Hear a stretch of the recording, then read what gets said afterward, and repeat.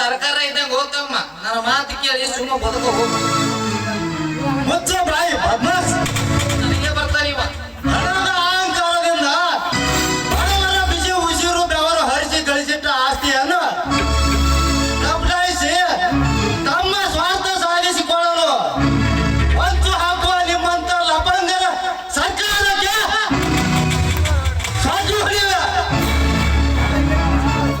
ಪ್ರಸಂಗ ಬಂದರೆ ನಿಮ್ಮ ಹೊಟ್ಟೆ ಹರಿದು ಕರಳು ಮಾಡಿ ಧರಿಸುವ ಉಗ್ರ ನರಸಿಂಹನಾಗುವೆ. ಉಗ್ರ ನರಸಿಂಹ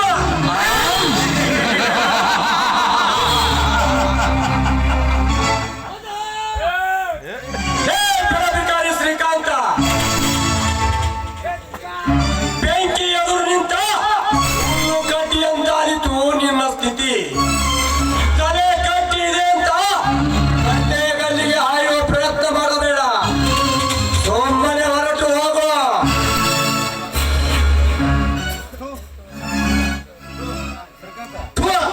ಆರಾಮ್ಕೋರ್ ನನ್ನ ಮಕ್ಕ ನಿಮ್ಮಂತ ಚೋರರಿಗೂ ಒಂದು ಕಾಲವಿದ್ದರೆ ನನ್ನಂತ ಸೂರನಿಗೂ ಒಂದು ಕಾಲ ಬಂದೇ ಬರುತ್ತೆ.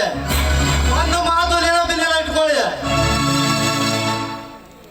ಮೋಸಗಾರನನ್ನು ಮೋಸದಿಂದಲೇ ಜಯಿಸಬೇಕೆಂದು ಶ್ರೀಕೃಷ್ಣ ಹೇಳಿದ್ದಾನೆ.